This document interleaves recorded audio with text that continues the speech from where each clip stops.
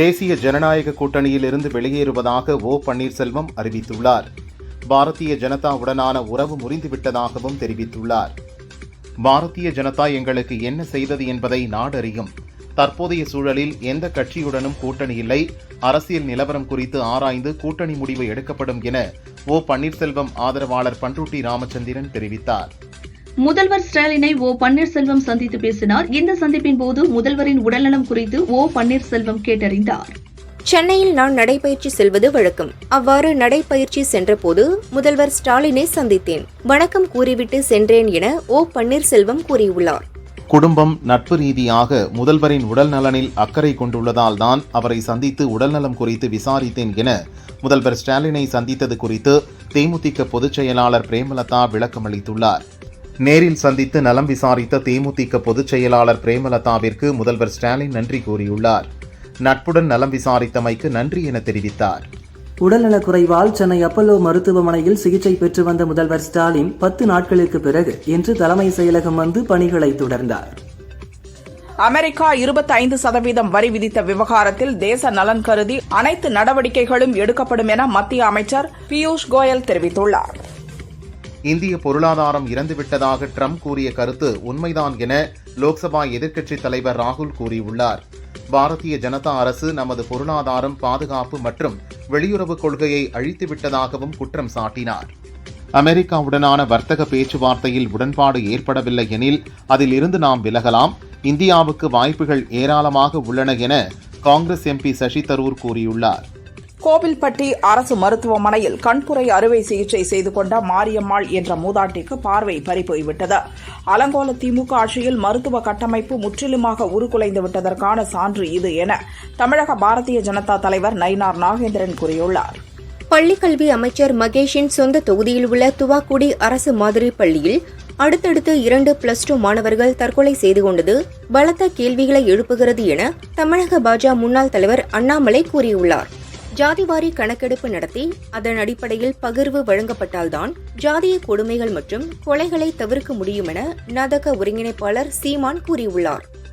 நெல்லை கவின் கொலை உள்ளிட்ட ஆணவ கொலை சம்பவங்களுக்கு ஜாதி பெருமை, அரசியல்தான் காரணம் என விடுதலை சிறுத்தைகள் கட்சி தலைவர் திருமாவளவன் தெரிவித்துள்ளார்.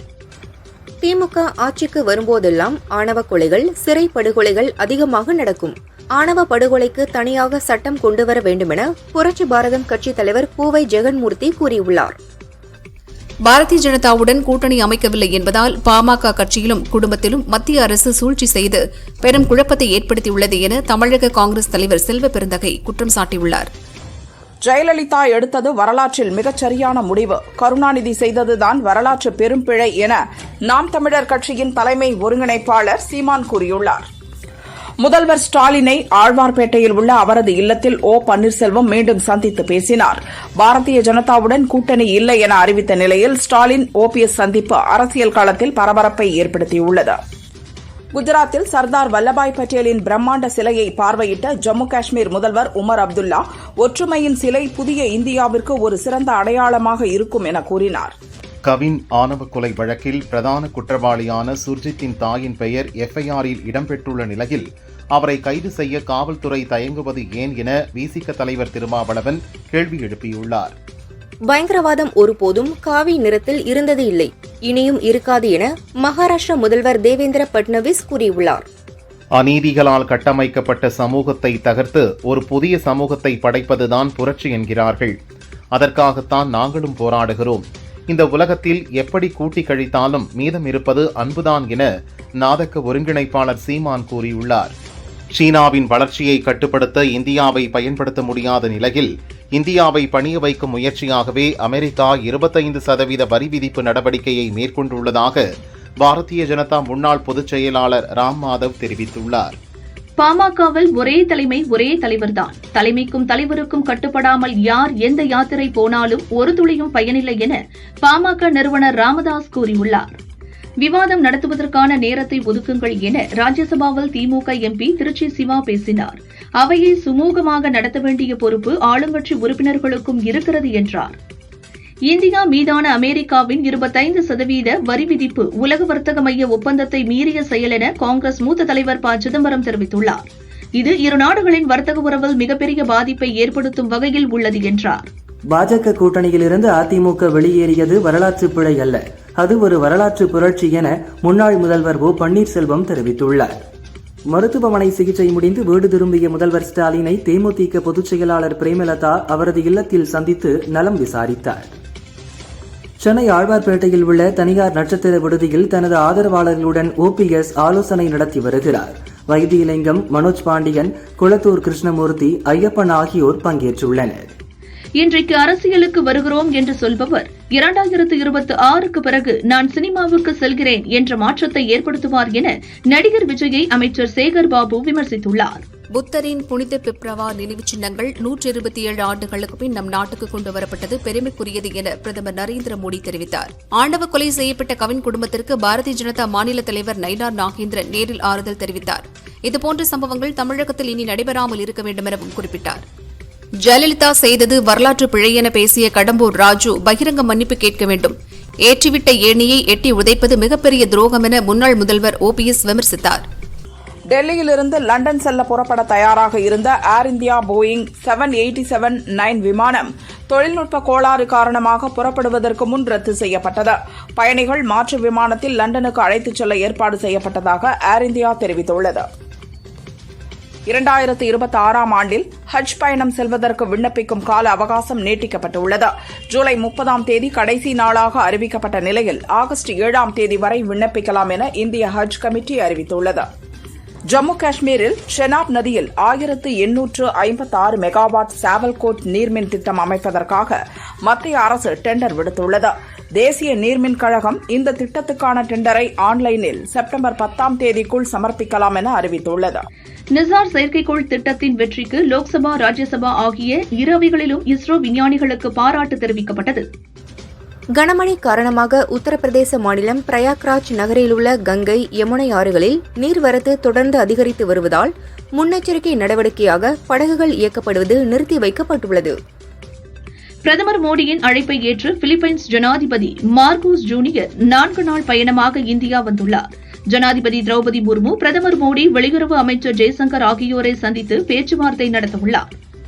ஆந்திர மாநிலம் ஸ்ரீகாக்குளத்தில் நடந்த உறவினரின் இல்ல திருமணத்தில் மத்திய அமைச்சர் ராம்மோகன் நாயுடு பங்கேற்றார். பின்னர் சினிமா பாடலுக்கு இளைஞர்களுடன் சேர்ந்து நடனமாடினார். பருவமழை குறைந்து நீர்வரத்தும் குறைந்ததால் மேட்டூர் அணையிலிருந்து வினாடிக்கு 18,000 கன அடி நீர் பாசனத்திற்கும் 16 கண் மதகு வழியே உபரியாக 32,000 கன அடி நீரும் காவிரியில் வெளியேற்றப்பட்டது. செந்தில் பாலாஜி வழக்கு விசாரணையை விரைவாக முடிக்க வேண்டும் என்ற அக்கறை உங்களுக்கு இல்லையா என தமிழக அரசை உச்சநீதிமன்றம் கடுமையாக விமர்சித்துள்ளது. இந்தியா, பாகிஸ்தான் இடையிலான மோதலில் 3ஆம் நபர் தலையீடு இல்லை என பிரதமர் மோடி உள்ளிட்டோர் உறுதிபட தெரிவித்தும் ராகுல் மற்றும் எதிர்க்கட்சியினர் இந்த விவகாரத்தில் பிடிவாதம் பிடிக்கின்றனர். குறிப்பாக ராகுலின் பேச்சு முதிர்ச்சியற்றது என மத்திய அரசு வட்டாரங்கள் தெரிவித்துள்ளன. புதுக்கோட்டை தேவர்மலை குடைவரை சிவன் கோயிலில் தேவநாயகி அம்பாள் தேவநாதர் பெருமிழலை குறும்ப நாயனாரின் 1160வது குரு பூஜை மற்றும் அன்னதான விழா கோலாகலமாக நடந்தது.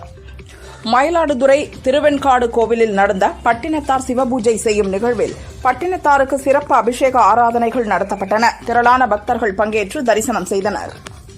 ராமேஸ்வரம் ராமநாத சுவாமி கோயிலில் ஆடி விழாவை முன்னிட்டு பர்வதவர்தினி அம்பாளுக்கும் ராமநாத சுவாமிக்கும் கல்யாண உற்சவம் விமரிசையாக நடைபெற்றது. கோவை மாவட்டம் இடையர்பாளையம் VR ஸ்ரீ கல்யாண மண்டபத்தில் நாம சங்கீர்த்தன வைபவம் மற்றும் ஸ்ரீ மகாருத்ரம் வள்ளி சீதா கல்யாண மகோத்சவம் விழா துவங்கியது. ருத்ர ஆவாகனம், ஸ்ரீ ருத்ர ஜபம், ஏகாதச திரவிய ருத்ரபிஷேகம், கோபூஜை நடைபெற்றது. ரிதன்யாவின் மரணம்தான் கடைசியாக இருக்க வேண்டும். என் மகள் தற்கொலை செய்த வழக்கை சாதாரண வழக்காக பதிவு செய்துள்ளனர். அதை மாற்றக்கோரி சிஎம் தனிப்பிரிவில் புகார் கொடுத்துள்ளேன் என ரிதன்யாவின் தந்தை கூறியுள்ளார். ஆகஸ்ட் 2ஆம் தேதி தமிழகத்தில் நாகை, கடலூர், விழுப்புரம், திருவாரூர், மயிலாடுதுறை, புதுக்கோட்டை ஆகிய 7 மாவட்டங்களில் மழைக்கு வாய்ப்புள்ளதாக சென்னை வானிலை மையம் தெரிவித்துள்ளது. திருப்பூரில் தனியார் பள்ளியில் படிக்கும் 1ஆம் வகுப்பு மாணவிக்கு பாலியல் தொல்லை கொடுத்த அசாம் வாலிபர் ஜெயை கைது செய்த போலீசார் அவனை நீதிமன்ற காவலுக்கு அனுப்பினர். நானும் கவினும் உண்மையாக காதலித்தோம். யாரும் வதந்தி பரப்ப வேண்டாம். எனது தாய் தந்தைக்கு இந்த கொலையில் தொடர்பு இல்லை என கவினின் காதலி வீடியோ வெளியிட்டு உள்ளார்.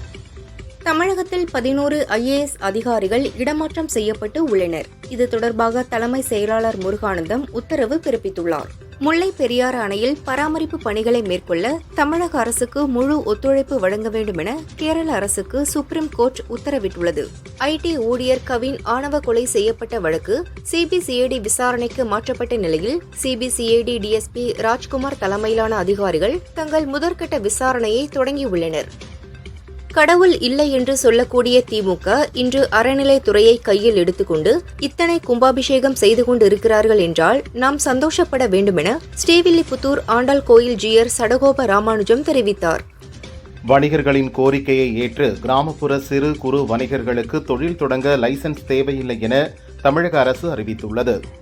ஆணவ படுகொலை செய்த கொலையாளி சுர்ஜித்தின் தாயான காவல் உதவி ஆய்வாளர் கிருஷ்ணகுமாரியை கைது செய்தால்தான் மகனின் உடலை வாங்குவேன் என கவினின் தந்தை சந்திரசேகர் திட்டவட்டமாக தெரிவித்துள்ளார். பவானிசாகர் அணையின் நீர்மட்டம் 100 அடியை எட்டியதை தொடர்ந்து பாசன விவசாயிகள் 1008 தீர்த்த குடங்கள் 108 பால் குடங்களை எடுத்து ஸ்ரீ சாகர் சித்தி விநாயகருக்கு அபிஷேகம் செய்து நேர்த்திக்கடன் செலுத்தினர். விநாயகருக்கு சிறப்பு பூஜை செய்து வழிபட்டனர். விநாயகர் சதுர்த்தியை முன்னிட்டு தமிழகம் முழுவதும் 1.50 லட்சம் விநாயகர் சிலைகள் நிறுவப்படும் என இந்து முன்னணி மாநில தலைவர் காடேஸ்வரா சுப்பிரமணியம் கூறியுள்ளார். நாய்கள் கருத்தடை மையத்தை இடமாற்றம் செய்ய கோரி கோவை 84வது வார்டு கவுன்சிலர் அலிமா ஹுசைன் கையில் கட்டுப்போட்டு பதாகையுடன் மாநகராட்சி வளாகத்தில் அமர்ந்து போராட்டத்தில் ஈடுபட்டார். கவரப்பேட்டையில் கடந்த அக்டோபரில் நடந்த பாக்மதி விரைவு ரயில் விபத்துக்கு தண்டவாள இடைப்பூட்டு அமைப்பின் கூறுகளை வலுக்கட்டாயமாக மாற்றிய குற்றவாளிகளின் நாச வேலைதான் காரணம் என்று விசாரணையில் தெரியவந்துள்ளதாக தெற்கு மண்டல ரயில்வே பாதுகாப்பு ஆணையர் AM சௌத்ரி கூறியுள்ளார். தென்காசியில் தினசரி சந்தை காய்கனி வியாபாரிகள் சங்கம் சார்பில் கடையடைப்பு போராட்டம் நடந்தது. ஏற்கனவே உள்ள வியாபாரிகளுக்கு புதிய மார்க்கெட் கடைகளை ஒதுக்க வேண்டும் என வலியுறுத்தினர். கோவை சிங்காநல்லூரில் மின்கம்பத்தில் மோதி படுகாயமடைந்த மயிலை மீட்ட ஆம்புலன்ஸ் டிரைவர் ஒருவர் 7 நிமிடத்தில் விரைந்து சென்று வனத்துறையிடம் ஒப்படைத்தார். அங்கு மயிலுக்கு சிகிச்சை அளிக்கப்பட்டது. துரிதமாக செயல்பட்ட ஆம்புலன்ஸ் டிரைவருக்கு பாராட்டுகள் குவிந்தன. ஒப்பந்த ஊழியர்களை பணி நிரந்தரம் செய்ய கோரி புதுச்சேரி அரசு போக்குவரத்து கழக ஊழியர்கள் 4வது நாளாக வேலை நிறுத்தத்தில் ஈடுபட்டுள்ளனர். திருவாரூர் மாவட்டம் நன்னிலம் அருகே பைக்கில் வேகமாக சென்றதை தட்டி கேட்ட ராமராஜ் என்பவரது வீட்டிற்குள் தனது நண்பர்களுடன் புகுந்த சிவராமன் தாக்குதலில் ஈடுபட்டுள்ளார். இதுகுறித்து போலீசார் விசாரிக்கின்றனர். தஞ்சாவூரில் தங்கள் பகுதியை தூய்மையாக வைத்துக் கொள்ளும் தூய்மை பணியாளர்களை கௌரவிக்கும் விதமாக வாடகை கார் ஓட்டுநர்கள் 40 தூய்மை பணியாளருக்கு புடவை இனிப்பு வழங்கினர். திருவள்ளூர் மாவட்டம் சயனாவரம் கிராமத்தில் உள்ள பழைய வீட்டை இடிக்கும் பணியில் ஈடுபட்ட இளைஞர் தினேஷ்குமார் சுவர் விழுந்ததில் பலியானார். ஆவடியிலிருந்து பூந்தமல்லி நோக்கி சென்ற சென்னை குடிநீர் வாரிய ஒப்பந்த லாரி தறிகட்டு ஓடி முன்னால் சென்ற வாகனங்கள் மீது மோதியது. தனபால், தேவி ஆகியோர் பலியானார்கள். ஒருவர் காயமடைந்தார். லாரி டிரைவர் அழகுராஜாவை பொதுமக்கள் கம்பத்தில் கட்டி வைத்து அடித்தனர். கோவை காமாட்சிபுரத்தில் உள்ள நொய்யல் ஆற்றங்கரையில் கொட்டப்பட்ட குப்பைகளில் உராய்வின் காரணமாக ஏற்பட்ட தீயால் அப்பகுதி முழுவதும் புகைமண்டலமாக காட்சியளித்தது. வாகன ஓட்டிகள் மிகவும் சிரமத்திற்குள்ளாக்கினர். தீயணைப்புத் துறையினர் தீயை அணைத்து நிலைமையை சீரமைத்தனர். டெல்லியில் காவிரி நீர் மேலாண்மை ஆணையத்தின் 42வது கூட்டம் அதன் தலைவர் SK ஹல்தார் தலைமையில் நடைபெற்றது. தமிழக நீர்வளத்துறை அதிகாரிகள் காணொலி வாயிலாக கூட்டத்தில் பங்கேற்றனர். கிருஷ்ணகிரியில் பர்கூர் அருகே செயல்படும் நார் தொழிற்சாலையில் மின்கசிவு காரணமாக ஏற்பட்ட தீ விபத்தில் 20 லட்சம் ரூபாய் மதிப்பிலான பொருட்கள் தீயில் எரிந்து சேதமானது. தீ விபத்து குறித்து பர்கூர் போலீசார் விசாரணை நடத்துகின்றனர். தனியார் மருத்துவக் கல்லூரிகளுக்கு ஹாஸ்டல், உணவு, போக்குவரத்து மற்றும் இதர வகை கட்டணம் என 4 பிரிவுகளின் கீழ் புதிய கட்டணங்களை தமிழக அரசு அறிவித்துள்ளது. MBBS கல்லூரிகளை விட பல் மருத்துவக் கல்லூரிகளுக்கான கட்டணம் சற்று குறைவாக நிர்ணயம் செய்யப்பட்டுள்ளது. கோவை சாடிவயல் அருகே சோலைப்படுகை பகுதியில் வனத்திலிருந்து வெளியேறிய காட்டு யானை விவசாய கிணற்றில் தவறி விழுந்து உயிரிழந்தது. வனத்துறையினரும் தீயணைப்பு துறையினரும் JCB மூலம் யானையின் உடலை மீட்டு பிரேத பரிசோதனைக்கு அனுப்பி வைத்தனர். திருச்சி சமயபுரம் மாரியம்மன் மற்றும் உபகோவில்கள் உண்டியல்களில் 1,27,31,387 ரூபாய் ரொக்கம், 1 கிலோ 535 கிராம் தங்கம், 4 கிலோ 405 கிராம் வெள்ளியை பக்தர்கள் காணிக்கையாக செலுத்தியுள்ளனர். ஆகஸ்ட் 3 ஆடிப்பெருக்கு மற்றும் வார விடுமுறை என்பதால் சென்னை கிளாம்பாக்கம், கோயம்பேடு மற்றும் மாதவரத்திலிருந்து பல்வேறு மாவட்டங்களுக்கு ஆகஸ்ட் 1, 2 ஆகிய தேதிகளில் 1090 சிறப்பு பஸ்கள் இயக்க அரசு விரைவு போக்குவரத்து கழகம் திட்டமிட்டுள்ளது. திருப்பூரில் 1ஆம் வகுப்பு மாணவிக்கு அஸ்ஸாம் வாலிபர் பாலியல் தொந்தரவு கொடுத்த விவகாரத்தில் பள்ளி முன் திரண்டு போராட்டத்தில் ஈடுபட்டிருந்த 200க்கும் மேற்பட்டோரை போலீசார் குண்டுகட்டாக கைது செய்தனர். இதற்கு நாம் தமிழர் கட்சி கண்டனம் தெரிவித்துள்ளது. சென்னையில் இன்று ஆபரண தங்கத்தின் விலை சவரனுக்கு 320 ரூபாய் குறைந்து ஒரு சவரன் 73,360 ரூபாய்க்கும் 1 கிராம் 9,170 ரூபாய்க்கும் விற்பனையாகிறது. வெள்ளி கிராமுக்கு 2 ரூபாய் குறைந்து 1 கிராம் 125 ரூபாய்க்கு விற்பனை செய்யப்படுகிறது. ஒகேனக்கல் காவிரி ஆற்றிற்கு நீர்வரத்து 57,000 கன அடியிலிருந்து 43,000 கன அடியாக குறைந்துள்ளது.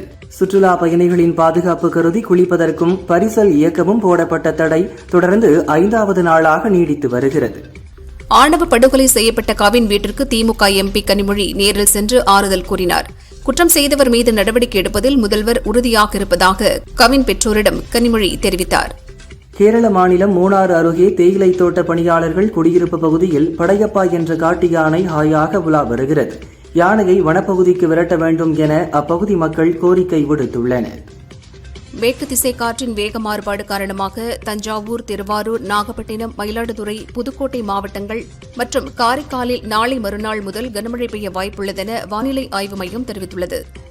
திருப்பத்தூர் மாவட்டம் ஆம்பூரில் சுல்தானா என்பவரது வீட்டுக்கு திருமண அழைப்பிதழ் வைப்பது போல் பர்தா அணிந்தபடி மர்ம நபர் ஒருவர் சென்றார். உள்ளே சென்றதும் சுல்தானா மற்றும் அவரது மகளை கத்தியை காட்டி மிரட்டி 40 சவரன் தங்க நகைகள் 5 லட்சம் பணத்தை கொள்ளையடித்துச் சென்றார். திருவாரூர் பாண்டுகுடி பகுதியில் காதல் விவகாரத்தில் ஏற்பட்ட தகராறை சமாதானம் செய்ய முயன்ற நீதிமன்ற ஊழியர் சந்தோஷ்குமார் கொலை செய்யப்பட்ட வழக்கில் தலைமறைவாக இருந்த முகமது ஆதம் என்பவரை போலீசார் கைது செய்தனர். தேனி வீரபாண்டி கௌமாரியம்மன் கோயில் ஆற்றங்கரையில் 2 இளம் பெண்களிடம் பாலியல் அத்துமீறலில் ஈடுபட்ட வீரபாண்டியைச் சேர்ந்த 3 பேரை கைது செய்த போலீசார் சிறையில் அடைத்தனர். இந்தியாவின் முன்னணி கிரிப்டோ பண பரிவர்த்தனை தளமான காயின் டிசிஎக்ஸ் தளத்தை முடக்கி 379 கோடி ரூபாயை திருடிய ஹேக்கர் ராகுல் அகர்வால் என்பவர் பெங்களூரு சைபர் கிரைம் போலீசாரால் கைது செய்யப்பட்டார். மாலேகான் குண்டுவெடிப்பு வழக்கில் கைது செய்யப்பட்ட முன்னாள் பாஜக எம்பி உட்பட அனைவரையும் விடுதலை செய்து சிறப்பு என்ஐஏ நீதிமன்றம் தீர்ப்பு வழங்கியுள்ளது. கோவை சூலூரில் சொத்து பிரச்சினை காரணமாக 90 வயது முதியவரை கொலைவெறியுடன் தாக்கிய உறவினரின் மகன் நடராஜ் என்பவரை சூலூர் போலீசார் கைது செய்து தீவிரமாக விசாரித்து வருகின்றனர். தேனி ஆண்டிப்பட்டி அருகே 12ஆம் வகுப்பு மாணவிக்கு பாலியல் தொந்தரவு அளித்து செல்போனுக்கு குறுஞ்செய்தி அனுப்பிய ஆங்கில ஆசிரியர் போக்சோ சட்டத்தின் கீழ் கைது செய்யப்பட்டு சிறையில் அடைக்கப்பட்டார். ஹைதராபாத் ஏர்போர்ட்டில் பெண் பயணியிடம் ரூபாய் 40 கோடி மதிப்புள்ள 400 கிலோ கஞ்சாவை போலீசார் பறிமுதல் செய்து விசாரணை நடத்தி வருகின்றனர். சீனாவில் தொடரும் கனமழை மற்றும் வெள்ள பாதிப்பில் 44 பேர் பலியானதாகவும் 9 பேர் மாயமானதாகவும் அதிகாரிகள் தெரிவித்துள்ளனர். ரஷ்யாவுடன் இந்தியா என்ன வர்த்தகம் செய்கிறது என்பதை பற்றி கவலையில்லை. ரஷ்யாவின் முன்னாள் அதிபர் மெட்வெதேவ் மிக மோசமான விவகாரத்திற்குள் நுழைகிறார் என அமெரிக்க அதிபர் டொனால்டு டிரம்ப் தெரிவித்துள்ளார். அமெரிக்காவின் கலிபோர்னியாவில் உள்ள விமானப்படை தளத்தில் 5ஆம் தலைமுறை போர் விமானமான F-35 தரையில் விழுந்து நொறுங்கி விபத்து ஏற்பட்டுள்ளது. விமானத்தின் காக்பிட்டில் இருந்து தூக்கி வீசப்பட்ட பைலட் ஹாஸ்பிட்டலில் அட்மிட் செய்யப்பட்டுள்ளார். சம்பவ இடத்தில் மீட்பு பணி நடக்கிறது. லெபனானின் அனைத்து அரசியல் பேச்சுகளும் இஸ்ரேலின் தாக்குதலை நிறுத்துவதை நோக்கியதாக இருக்க வேண்டுமே தவிர நாங்கள் ஆயுதங்களை இஸ்ரேலிடம் ஒப்படைப்பதாக இருக்கக்கூடாது என்று ஹிஸ்புல்லா அமைப்பின் துணைத் தலைவர் நயூம் காசிம் தெரிவித்துள்ளார்.